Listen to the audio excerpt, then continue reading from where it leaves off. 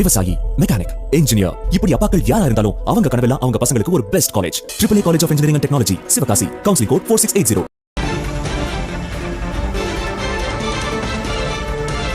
இரண்டு தொகுதிகளில் வெற்றி பெற்றிருக்கும் தாவேகா தலைவரும் முதலமைச்சருமான விஜய் தற்போது திருச்சி கிழக்கு தொகுதியிலிருந்து ராஜினாமா செய்கிறார். பெரம்பூர் தொகுதியை அவர் தக்க வைத்துக் கொண்டிருக்கிறார்.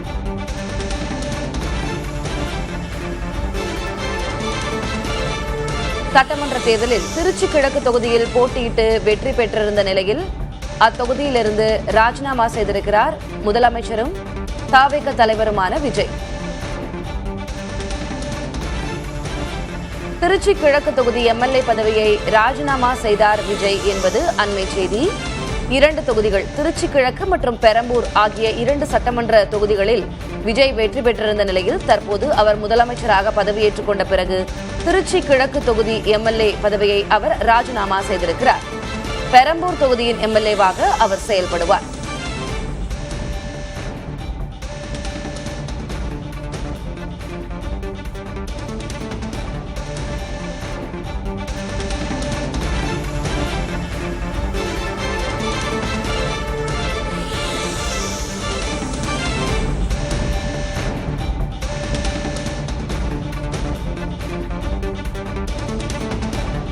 இது குறித்த கூடுதல் விவரங்களை வழங்குவதற்காக செய்தியாளர் சந்தானம் இணைந்திருக்கிறார். சந்தானம், இது நம்ம ஏற்கனவே எதிர்பார்த்த ஒன்றுதான்.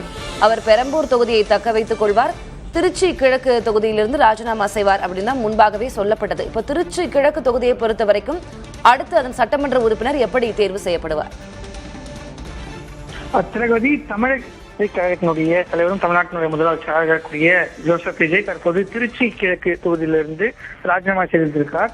அந்த கடிதத்தை அமைச்சர் செங்கோட்டையன் மற்றும் வெங்கட்ராமன் ஆகியோர் தற்போது தலைமைச் செயலகத்தில் இருக்கக்கூடிய வழங்கியிருக்கிறார்கள். ஏற்கனவே நம்ம சொன்னது போல திருச்சி கிழக்கு தொகுதியை பொறுத்த வரைக்கும் கூப்பா கிருஷ்ணன், முன்னாள் அமைச்சர் கூப்பா கிருஷ்ணன் மீண்டும் அவர் போட்டியிடுவதற்கான வாய்ப்பு வழங்கப்படுவதாக இருக்கிறது.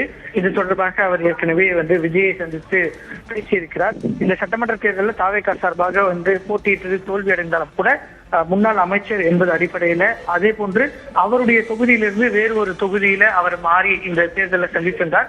எனவே அவருக்கு மீண்டும் கூப்பா கிருஷ்ணனுக்கு மீண்டும் போட்டியிடுவதற்கான வாய்ப்பு என்பது கட்சியின் சார்பாக வழங்கப்படும் என்று தெரிவிக்கப்பட்டிருக்கூடிய நிலையில அவர் தற்போது திருச்சி கிழக்கு தொகுதியிலிருந்து ராஜினாமா செய்திருக்கிறார்.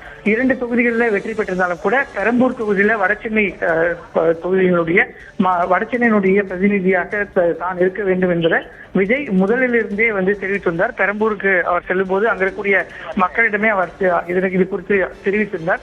இந்த நிலையில் தான் தற்போது திருச்சி கிழக்கு தொகுதியிலிருந்து ராஜினாமா கடிதத்தை வழங்கியிருக்கிறார்கள். விவரங்களுக்கு நன்றி சந்தானகுமார்.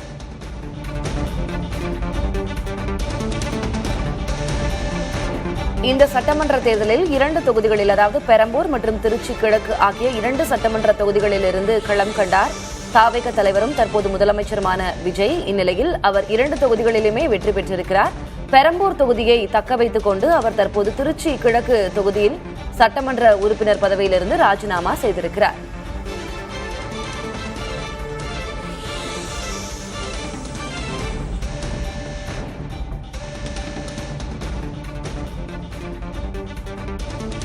எனவே திருச்சி கிழக்கு தொகுதியில் விரைவில் இடைத்தேர்தல் நடைபெற இருக்கிறது. திருச்சி கிழக்கு தொகுதியில் சட்டமன்ற உறுப்பினர் பதவியிலிருந்து முதலமைச்சர் தாவேகா தலைவர் விஜய் ராஜினாமா செய்ததை அடுத்து அங்கு சட்டமன்ற உறுப்பினராக அடுத்து தேர்வு செய்யப்பட வேண்டியவருக்கான இடைத்தேர்தல் நடைபெற இருக்கிறது. விவசாயி, மெக்கானிக், இன்ஜினியர், இப்படி அப்பாக்கள் யாரா இருந்தாலும் அவங்க கனவெல்லாம் அவங்க பசங்களுக்கு ஒரு best college. AAA college of engineering and technology, Sivakasi. Counselling code 4680.